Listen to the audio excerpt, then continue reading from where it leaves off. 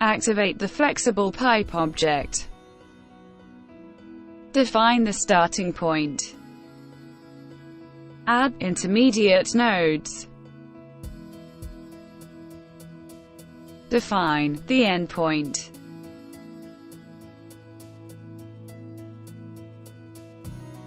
Alternatively, define the starting and ending point.